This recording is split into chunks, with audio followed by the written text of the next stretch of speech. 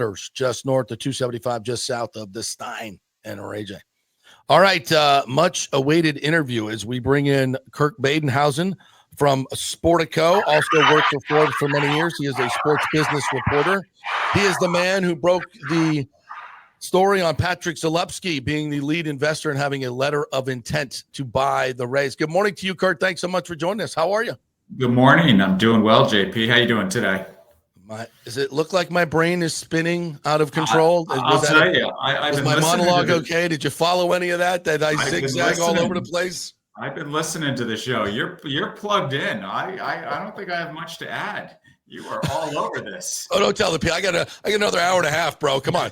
Don't tell the people that. We're putting on a show here. No, you have plenty to add. I got plenty to add. I've been doing this for a long time. Yes. 30 years covering the business of sports and trying to put a value on sports teams. So I've seen this thing play out many times in baseball and across other sports leagues. And you never know until the check is cashed how these things are going to go. I want to tap into your historic knowledge after we talk about Tampa specifically. Yeah. So tell the folks a little bit about your tie to Tampa. And by the way, congratulations having a son that pitches at UT, national champion. No, he doesn't pitch there. No, he just goes to school there. He just goes to school. I thought he was on the baseball team. No. He was a big baseball guy. Okay. If he was playing baseball in college, it would have required staying close to home in New Jersey. But we walked on the campus of Tampa after going to a spring training game his junior year, I guess, in high school. And he's like, oh, this is a place for me. So great city. Really couldn't believe I hadn't been there in years. And couldn't believe the development that had gone on. And obviously business has been super vibrant, and the buildup around Amelia Arena and just all these different areas that have really been transformed is incredible to see. So spent a lot of time in Tampa over the last 12 months. We owe a lot to that to Jeffrey Vinnick, obviously having a sports connection with him. He's rebuilt the entire town, and kind of our Arthur Blank, what he's done here for the city of Tampa.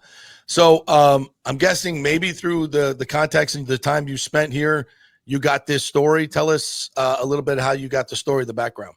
Yeah, well, we can't reveal sources. I know that part. I can't.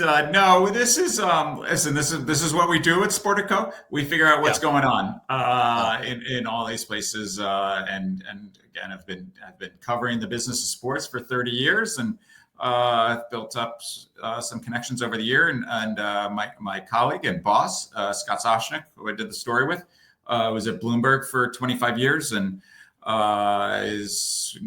knows more people in the sports business industry than I would argue just about any other journalist on the planet. And so, we'd been talking to people, and listen, the Rays stories is something we've been thinking about for 10 years now. Whether we were doing our MLB team valuations and what teams like the Rays are worth, because it's a tricky team to figure out what they're worth, because they're worth one thing if they're playing in St. Pete or in a minor league baseball stadium.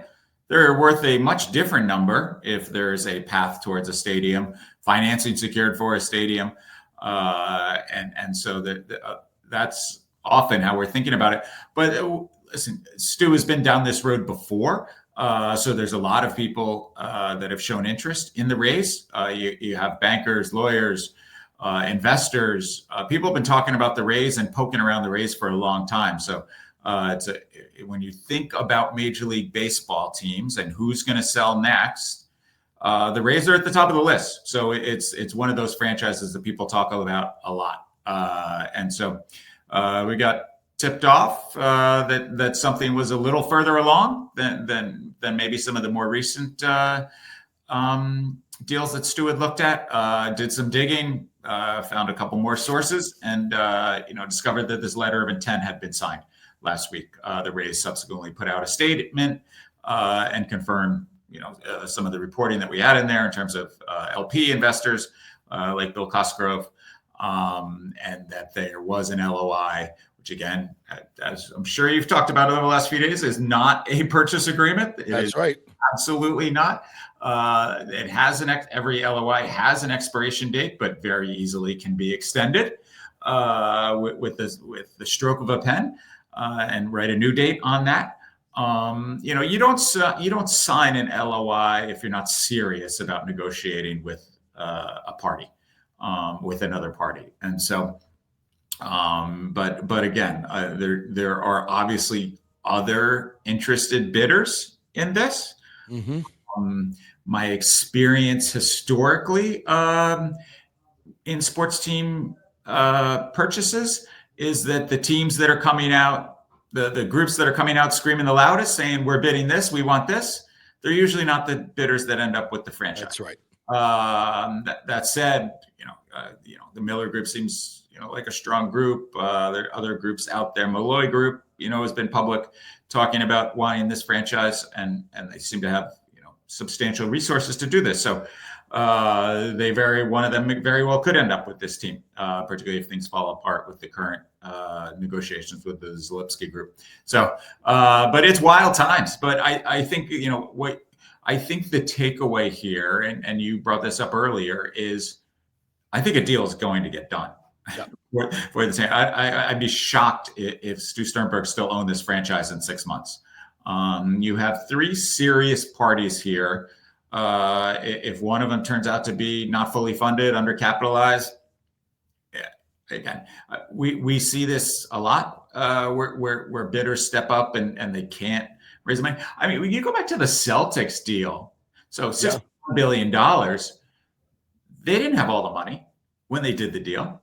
Now, they were very confident that they could raise the money, and ultimately they raised the money and then some. People were clamoring once they found out that I could get in on the Celtics. Yeah. Well, everybody's banging down the door.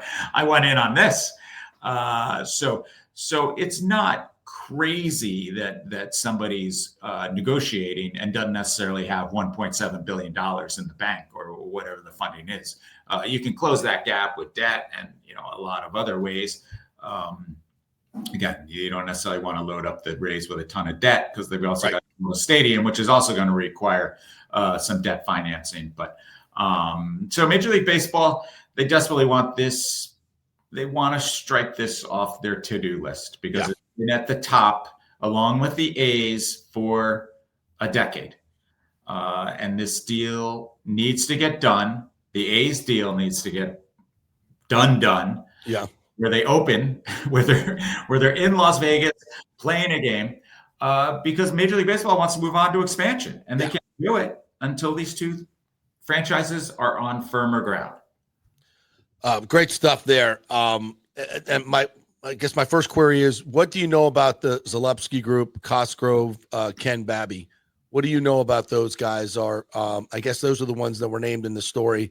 Yeah. Do they seem solid enough that they can get this done? What are your thoughts? I mean, again, those are the three people that we found in our reporting. They are the three names that Tampa Bay Rays named in their statement later in the day. My understanding is there are other investors as part of the group that we haven't figured out their names, and the Rays weren't ready to out anyone new that we hadn't already named as LPs waiting in the wings to help fund it. Yeah. But that is what we've been led to believe, that there are other investors there with cash to put into this deal. Again, we've had other people tell us, as other people have been banging the drum saying they don't have the money. This group doesn't have the money. People I've heard that these too, things. Yeah. Everybody's got an agenda, right?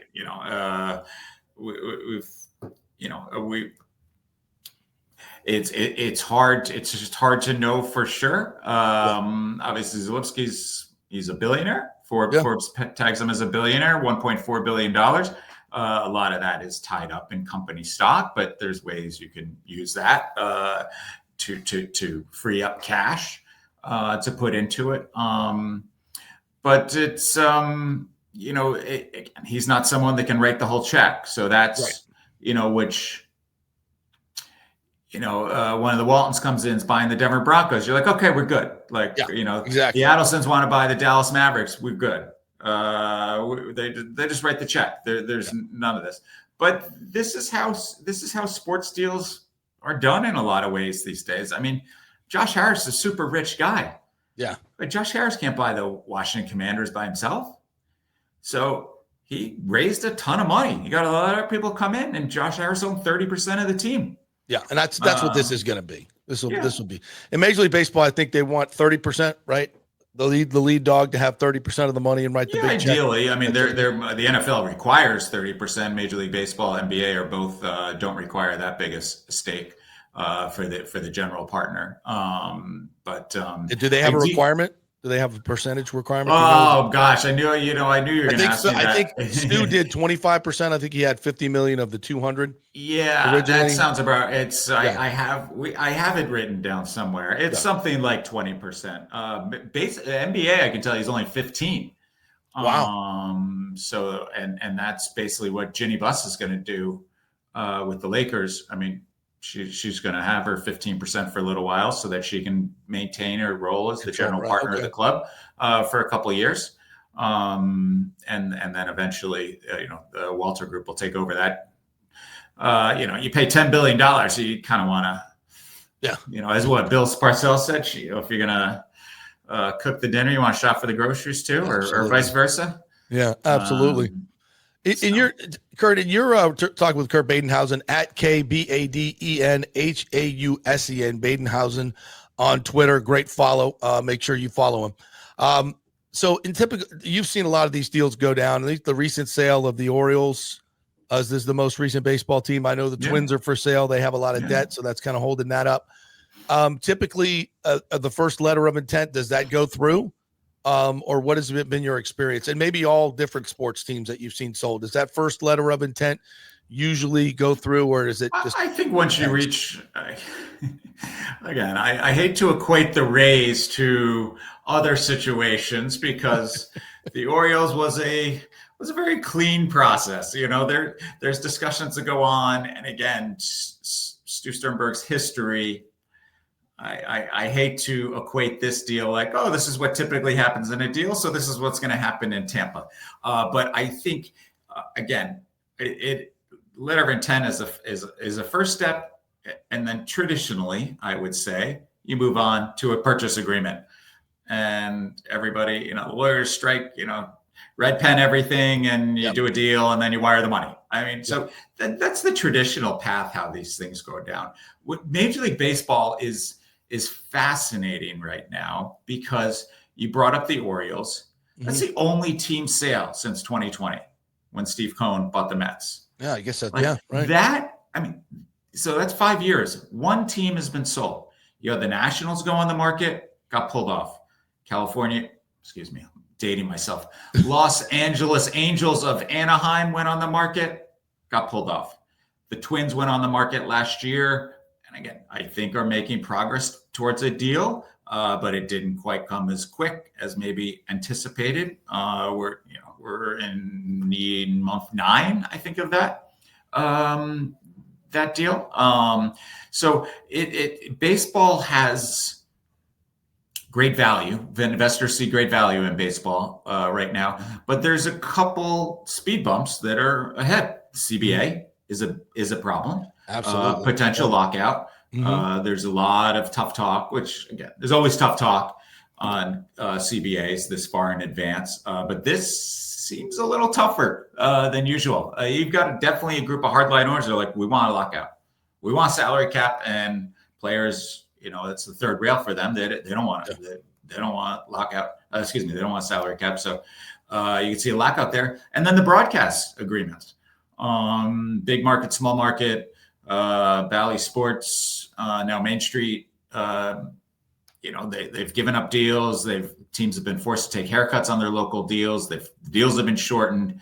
It's only created more disparity when you think about the local media side between behemoths, Yankees, Dodgers. Now, revenue sharing does make up a lot of that because as your revenues shrink, you get a bigger check from the league. So, but some of the big market clubs are like, this is crazy. The Dodgers wrote $140, $150 million check last year in revenue share. A lot of that went to the Rays. And a lot of it went to the Rays. Yeah, the Rays. You know how much revenue sharing I've been told now? I've been told 60-ish million. You know, and then what's the central fund? Maybe up a little bit.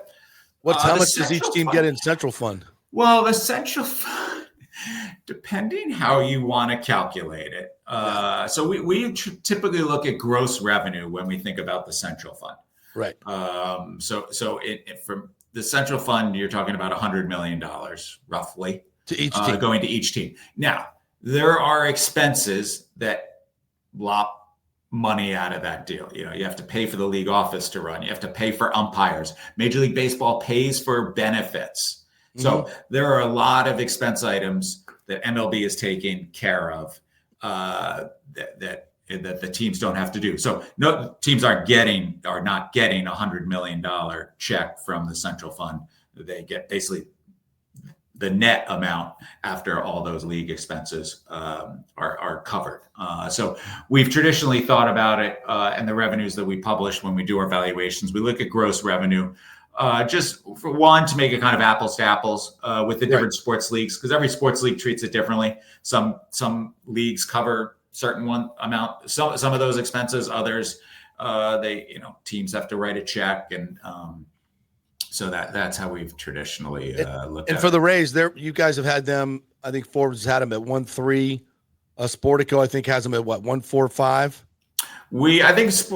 I think we had them at 1.35. I think Forbes was 1.25. Okay. Down at the bottom. But the Rays are a tricky one to value, as we talked about before. Yeah. We value them what they're worth in their current situation.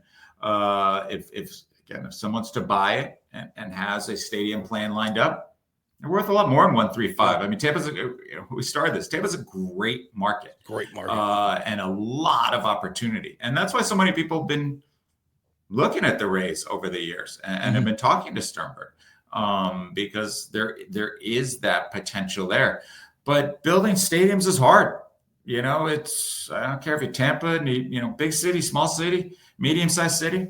I don't know. They seem to get it done in Texas really easy. And other places, they seem to get it done. This saga that we've been under, I think I've been saying it for many, many years. It's not Tampa, it's not St. Pete, it's Stu Sternberg, and everybody now has finally come around to realizing that, including Major League Baseball. And this will be my last question for you. Do you get a sense MLB is driving this and not Stu Sternberg? Because that's what I've been told. If it were left up for Stu, I think, as you said, this would go on forever. But I think they've had enough. And it's like, yeah, you can't get a deal done here. And Manfred's basically said this publicly.